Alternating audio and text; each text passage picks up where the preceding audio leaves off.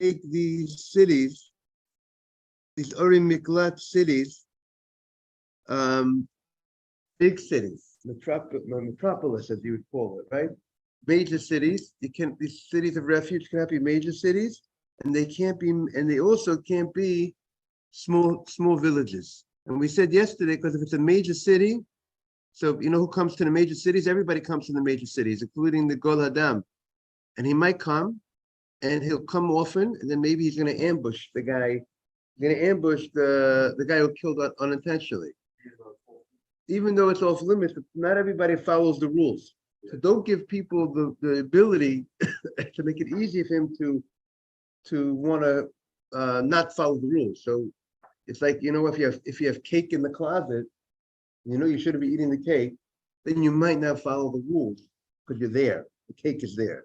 So therefore, so too, if the guy, the Gol Adam, finds himself in that place, he thinks about his close relative that was killed. He's gonna go ahead and maybe he might use that opportunity. And he says no one's gonna notice. It's a big crowd. You know, like we saw recently, someone got killed in a big crowd, right? The former prime minister of Japan, right? Big crowd. He got assassinated. So this recently. So that's it's easier to go undetected when there's so many people around, and therefore you can make his plan. So therefore, Ari Mikla cannot be a big city, and also it can't be a Tirim Katanim, a small village, because a small village doesn't have enough food. And there's a special mitzvah to make sure that he lives. And I want to say that if you live in a small village, so if you have to leave the small village, generally a person could go out to get food, but he's limited. He can't leave. He can't go out of the town. If the Uri Miklat is going to be a small village and he's going to be stuck there because he can't leave, because if you leave, the relative has the ability to kill him. So therefore, as a result of that, we should go ahead and make sure it's not a small village. Yeah, these are cities. These are cities of the Levium. These are cities of the Levium. Not too big and not too small. Mid-size. Sure, these are mid-sized cities for the these are going to be mid-sized cities. That's what we need to make sure, that the cities of refuge are not too big and not too small. Had shul, had mikveh, everything. Not only that, the guy's rabbi would have to go into the golot with him, would have to go ahead and spend time with him, and because the guy needs to live, and if he doesn't have a rabbi, he doesn't have Torah. It's not like not living. The rabbi has to also go to the Ari Miklat with him too. So the Gemara says, the aim micro on Yudam and Aleph 10a, the first wide line. The ain moshivin odam el b'mokom mayim. It says that you make the Ari Miklat in a place where there's water. You establish the Ari Miklat in a place that there's water, easy, which everybody needs proper water. V'himein shamayim, and if there's no water, if this place where you designate it as the Ari Miklat, this city, let's say certain cities, they fell, the cities in Eretz Israel were cities that there was a goral, there was different lotteries that were made, and the cities fell, certain cities came to the Leviim.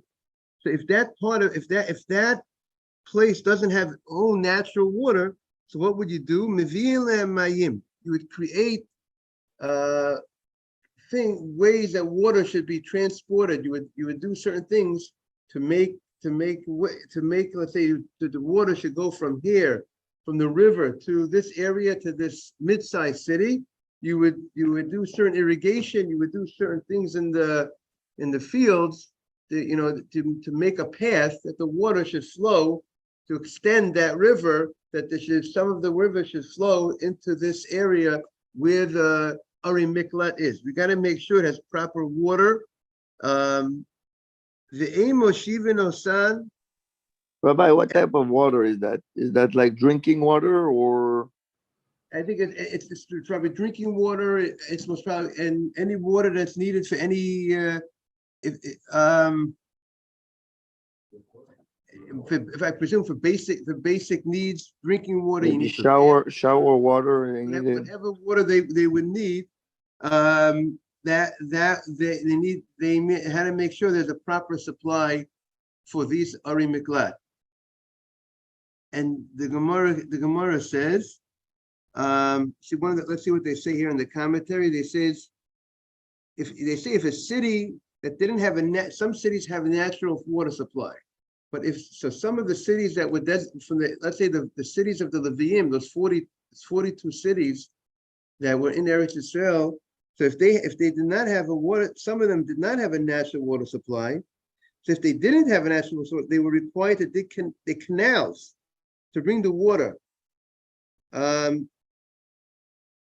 they had to have a proper water supply. Because remember, if they don't have enough water in this city, they can't go out to get water from somewhere else. The guy was stuck in the Ari Miklat.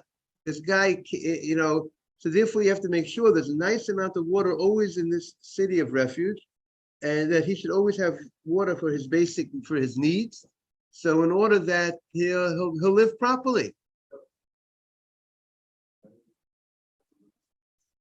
Yeah, but you can't. Sometimes you can't rely on someone else, and also you might not be able to rely that someone is going to bring it for him.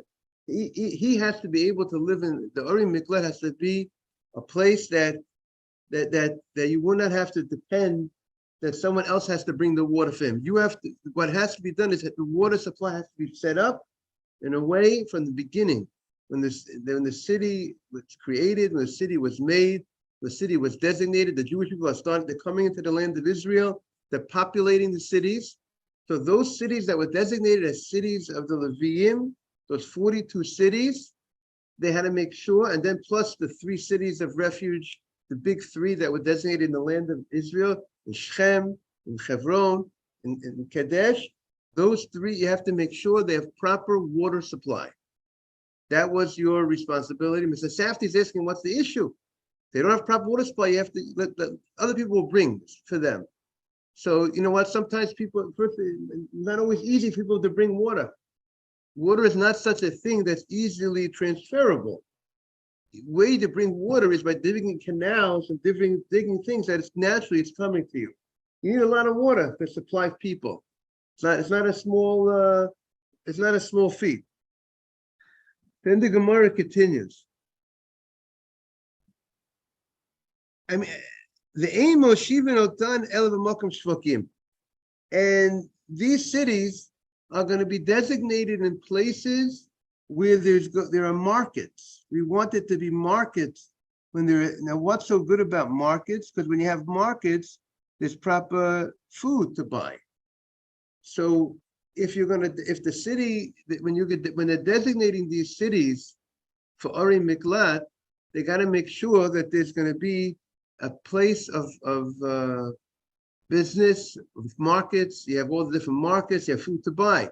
If the Ari Miklat will not have place to buy food, then we're stuck. The guy is stuck. He can't go out to buy food. He's stuck in this city.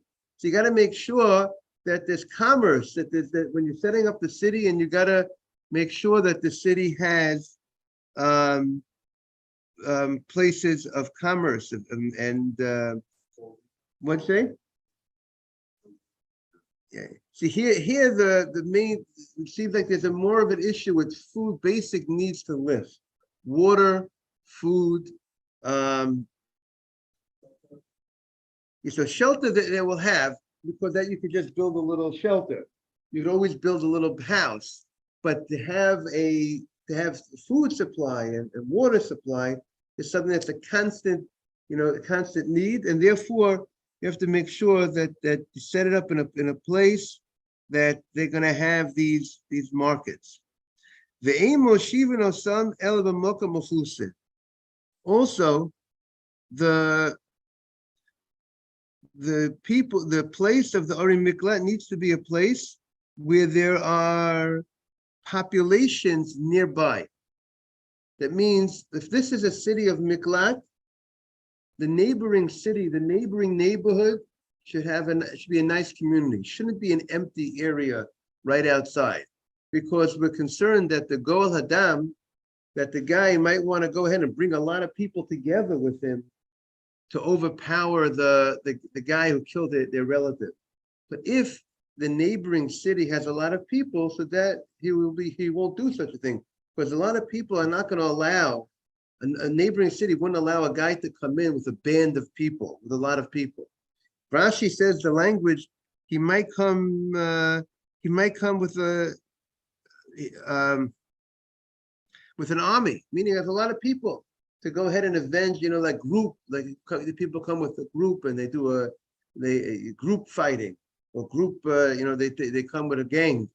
And if the neighboring city will have a lot of, the neighboring city will be populated, so they will not allow these groups to come in to the city. So therefore, that will prevent. We're doing things. We're setting up the Uri Miklat. We're making sure that this city that's going to be Uri Miklat, we have to make sure there's commerce there. There are markets there. We got to make sure there's water there. We got to make sure the neighboring city we have to set it up in a way that there are people living. It's populated. And not only that, the Ein Moshivin and Nismatu Husehem, and if the people that when the neighboring town became small, people started leaving that neighboring town, Mosifan Alehem. We have to go ahead and make sure people have to move into those areas. We, the court, the Sanhedrin, the leaders of the community, whatever the responsibility is to make sure that the people that neighboring village, that neighboring neighborhood should always have a certain level of population. Now, the Gemara continues. And he had to stay in this Uri Miklat until the Kohen Gadol passed away. If the Goel Hadam passes away, he still has to stay in the Uri Miklat because he needs kapara. He needs kapara, and the Kohen Gadol needs kapara. The Gemara is going to say that the Kohen Gadol, why is it connected to the death of the Kohen Gadol? Because the Kohen Gadol should have prayed better. He should have prayed that no accident, no unintentional murder should happen in the Jewish community. And if an unintentional murder happens in the Jewish community, we hold the Kohen Gadol liable. Because he could have prevented it. How could he prevent? Because he could have prayed. What does it mean he could have prayed? I presume it means he could have prayed better. Who said he didn't pray? He could have he didn't pray for it, and if he did pray, he didn't pray well enough. The language of the Gemara is seems like he didn't pray for it. He should have asked God mercy that no accident should happen in the Jewish community. The same way the guy fell down the ladder and he killed the guy on the bottom of the ladder, not necessarily the guy needed to fall down the ladder, and not necessarily that there had to be a guy on the bottom of the ladder. Maybe Hashem could have done it another way. What do you mean, Rabbi? The guy was, obviously, if it happened, the guy was deserving to get killed. Yeah, but why does it have to come through a person? Let's say the person needs to be killed. But why does an accident have to happen that another human being has to go ahead and kill another human being unintentionally? That could, if people would merit it, wouldn't happen such a thing. Other guy would need to get killed. God will take the guy's life in another way. That another Jew should physically kill through his actions, kill another Jew, even though it's unintentional. That's a terrible thing that happened, and therefore the Kohen Gadol needs kapara. So therefore he has to stay in the Uri Miklat until the Kohen Gadol dies. When the Kohen Gadol dies, now he has kapara. The kapara, now the Kohen Gadol has atonement because he has died, and now the whole thing only happened because of the Kohen Gadol's lack of praying. Now that there's atonement, now he can come out. That's the connection to the Kohen Gadol. But the fact that the Goel Hadam, the relative, passed away should not. We have to see if until the Torah only says Ad Mot Kohen Gadol. The Torah does not say anything about it until the death of the Goel Hadam. Right? The Torah is very focused. Now, if we find anything differently, we'll have to see. But at the moment, we haven't found anything. Correct, Mr. Safdie? At this point, we haven't found anything differently than that. It's the death of the Kohen Gadol. That's the one that's going to as a result of his death, then the person will go free. Only the Kohen Gadol. Now, then the Gemara continues. We're about third line into the wide lines of the Gemara. Nisma'atu diurehem. If the people in the Ari Miklat, the Leviim that living in the Ari Miklat, as we said, the cities of Ari Miklat belong to the Leviim. These were cities of the Leviim. The Leviim lived there. If the population of the Ari Miklat itself, a moment ago we said the neighboring towns, we spoke about the neighboring towns, that their population has to be nicely populated. And now if Nisma'atu the Urayan, the actual people that live in the Ari Miklat, the people, let's say the Leviim, their population went down, what do? We're going to import people to come, other people, other members of the Jewish community, and here we're going to bring in Kohanim, Leviim, Yisraelim. We're going to bring in Kohanim, Leviim, and Yisraelim in order, Leviim, Kohanim, Leviim, Yisraelim, that they should live in this city. Now, I saw a fascinating idea regarding why are we bringing in Kohanim, Leviim, and Yisraelim? Why specifically, like, when you get in the Sefer Torah, you call up a Kohen, call up a Levi, you call Yisrael. We have a lot, all different members of the community, all different groups of the community are represented in the shul, right? So there's this idea that we want to have Jews, all different types of Jews coming.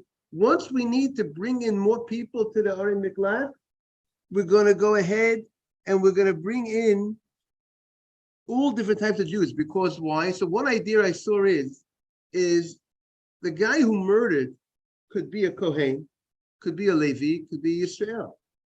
And people are very comfortable with people that are similar to themselves.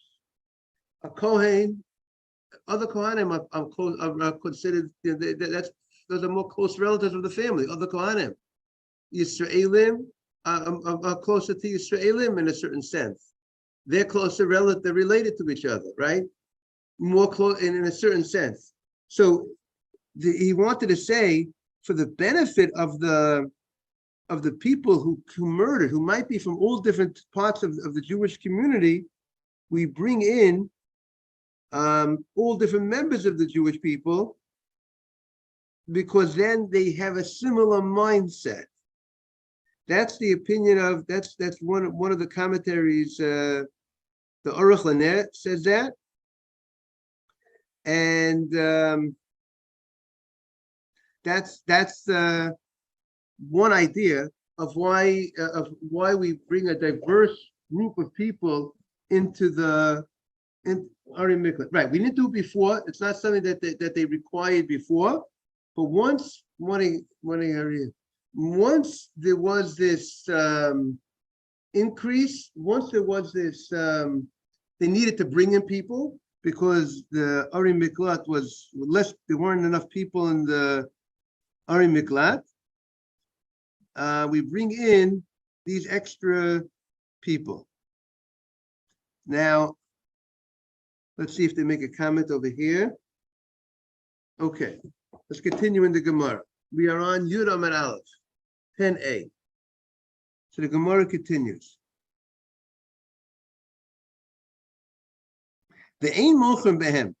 You're not allowed to sell in the Ari Miklat. You're not allowed to sell Mochem Behem Lo Klei Zayin. You're not allowed to sell weaponry. You don't want to, certain places they sell guns. Certain places they sell, in the old days, a spear. Like Pinchas in this week's Parsha, he killed using a spear. He killed Zimri and Cosbi with a spear, a romach. So a spear is a weapon. A sword is a weapon. You do not sell weapons in the Ari Miklat. In the Ari Miklat, which was a place of the Leviim, where the Leviim stayed, Leviim lived, and all the murderers who murdered unintentionally would go to the Ari Miklat. And as we said, it was a regular city with markets to buy food and merchant other things, but you did not sell You do not sell over there klei hariga. You do not sell over there weaponry. You can't be a weapon. No stores selling weapons in. What do you say? Doesn't seem like there was security in the city, but you can't sell weapons. You can't go buy a weapon. You can't buy swords. There's no store that sells swords. Why not? Because if the Goel Hadam would want to come to town with relative, so if he comes to town, people will see. If he's coming to town with a sword, they will stop him. They'll know you have no right to be here. But he might say, "I'm coming to town to buy some food." But really, what does he want to do? He wants to go in and kill the guy. So if he's able to find a store that sells weapons within the city, he'll might go ahead and buy a weapon. And what will he do with the weapon? He'll kill it. So therefore, we want to create a situation where it should be very difficult for him to kill the guy. So we don't give him the ability. He has no weapons to buy in the city. Also, it says lo kli mitzuda. Utensils that are used to hunt animals. The very common thing, hunting animals. You go in and you hunt the animals for the purpose of their skin and so on and so forth. And there are things that you use that you to help trap, to hunt, and to kill the animals. That we know if you need to slaughter an animal, you have to use with a special knife and so on and so forth. But if you want to kill an animal not in a kosher way, there's other types of instruments that people could use to kill those animals, and those instruments are deadly. They have the ability to kill as well. The same way they could kill an animal, they have the ability to kill a human being, and therefore we will not sell those items in the town. Nothing dangerous. You know, in the prisons today, if prisoners if they get a handle on anything, a pen. I know someone was in prison that when he was in prison, if a neighbor in the prison gets a pen, they would take the pen and stab another prisoner with a pen. They would use a pen as a weapon. He said this is so he's saying because it's sharp, whatever these other type of things. That's the story. People the same way, and these are real weapons that are used to sharp weapons to kill animals. So therefore, it might be used to on the Goel Hadam, on the guy on the Rotzeach in the Uri Miklat. And then the Gemara said, but Divrei Reb Nechemya, but Chachamim matirim. The Chachamim disagree. The Chachamim say we don't have to be so concerned about selling weaponry and selling whether it's weapons or whether it's utensils used to kill animals. They are not concerned about that. And it could be the reason why they're not so concerned, perhaps, is because, remember, this was a mid-sized town. The Goel Hadam would be detected if he comes to town. People, it's not like this. It's not like it's such a big city. Good morning, Yosef Tzaddik. We missed you. Welcome back. Baruch haba. And so therefore we don't. Therefore, maybe that's the reason why the Chachamim are not concerned about the selling of the weaponry. Why not? Because I presume that if the Goel Hadam comes to town, maybe people would watch him. People would be watching this guy. He's not going to go so undetected because it's not a big city. It's a mid-sized city. So maybe he's not. Maybe the Chachamim are not concerned that, or it's possible the Chachamim are not concerned about it. I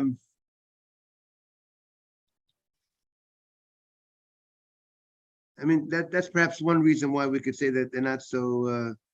Any of the commentaries say why they're not concerned. It doesn't say why the Chachamim are not concerned. But the rabbis are not concerned if you sell, and it could be that we don't have, this town needs weapons. Maybe a town needs weapons. A town needs, the Levium in the town also need things to buy to hunt animals. So they did not feel they had to go ahead and restrict that. And remember, the Goel Hadam, if he kills the guy, will be killed for it. It's not like, he has no right to kill. He has no right to come into town and buy a weapon and kill someone. He's going to get killed for it. Good morning. Good to see you. Welcome back. Baruch haba. So the Gemara continues. Now, the Shavim, both from the Chemya and the Chachamim hold, the more of a concern, she'ain person b'socham mitzudot.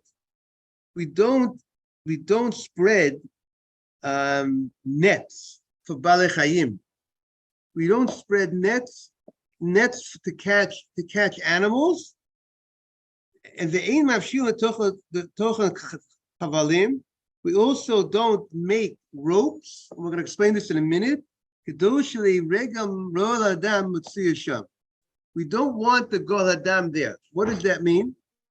Because to spreading nets, let's say you need a certain spreading of certain nets and making of ropes is not common in all places. Not all places know how to make ropes.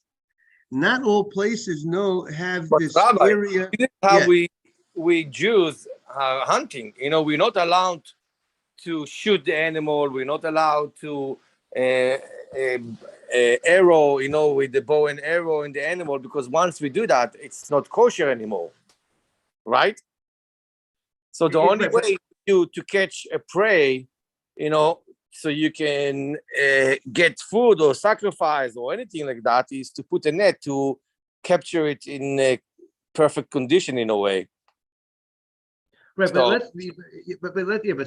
but sometimes you want to catch an animal for its skin. You don't need to. Not for the eating purpose. okay, but we don't talk about the skin. We're talking about, if for the skin, of course I can shoot it and do whatever I want.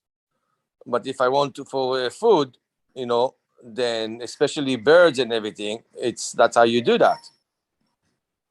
You put nets.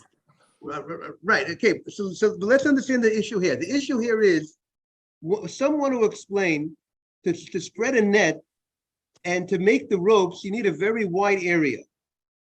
And because it needs a very wide area, a lot of people will come to this place.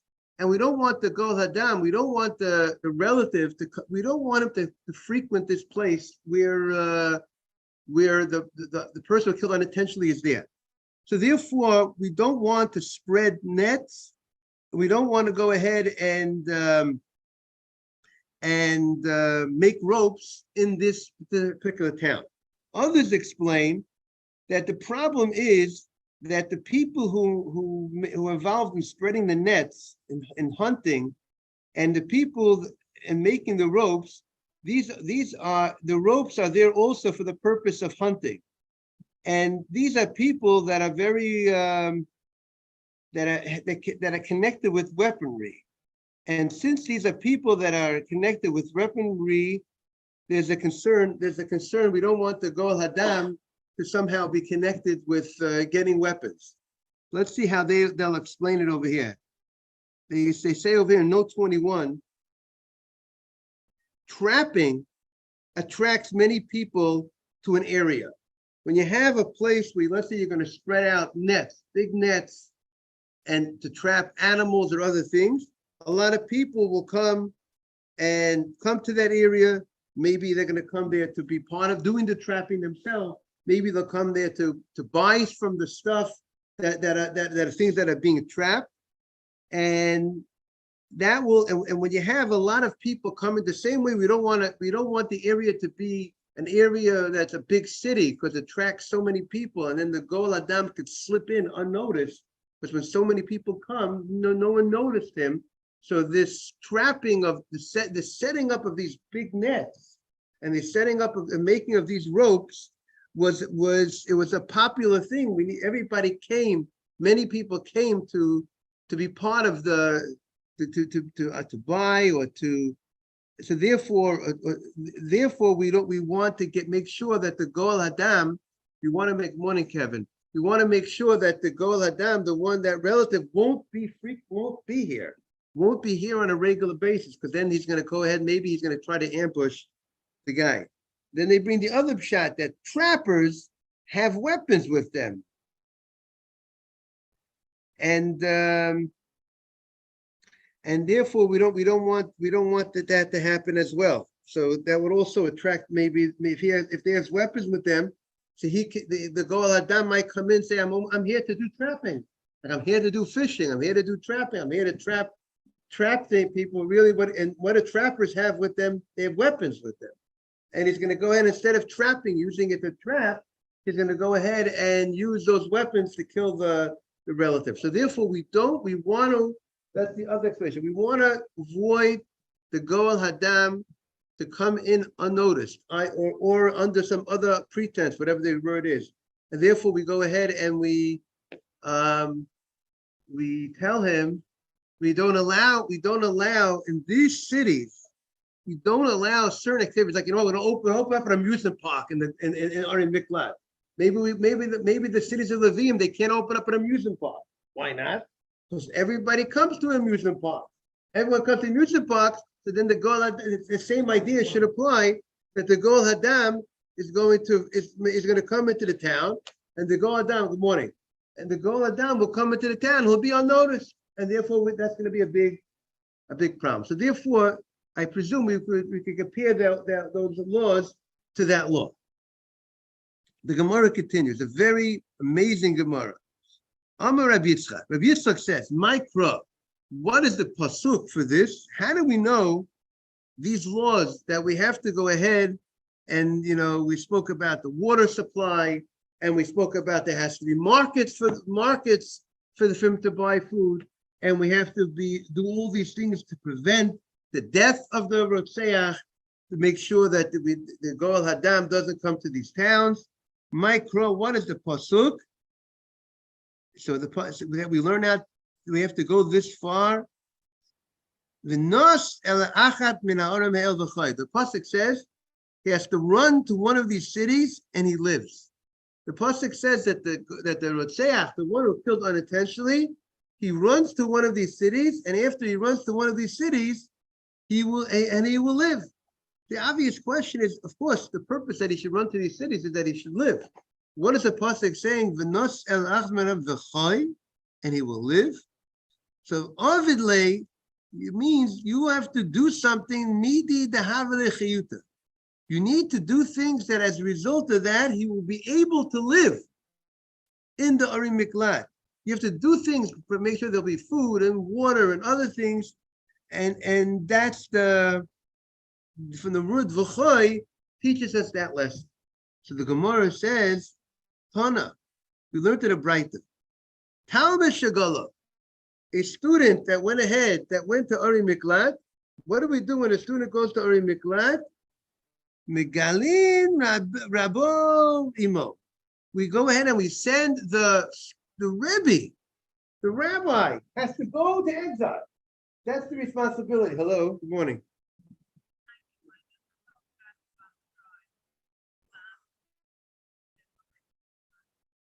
Okay, no problem. Call me when you should come out. Thank you. So that's the Megal Rabo Imo. That's the Shenema V'choy. The pasuk is V'choy. He should live. Overly needed to have the chiyus. Do something that he should be able to live. And that part of being the Jew able to live is having a rabbi. If he doesn't have a rabbi, the Rambam says an amazing thing. The Rambam says the life of people who are people of wisdom and people who seek wisdom without Torah is like death. Hear what the Rambam says? It's like death. Therefore, that's the v'choy.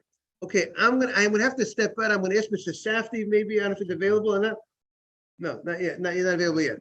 Okay, so I'm gonna step out. I'm gonna wish everybody a great day. Tomorrow, and hopefully everyone have a great davening. And Mike, it's a pleasure to have you. And Yosef, it's a pleasure to have you back. But we're Thank you, Rabbi. about three minutes early, so I don't want you to miss the 3 minutes of the learning. So maybe if you can learn for the next 3 minutes till 25 after 7. So I won't feel guilty. How do you like that, Mike? Thank you. Thank you. Have a great day. Thank you, safe. Goodbye. Hey, Kevin, thank you for joining in. Yes.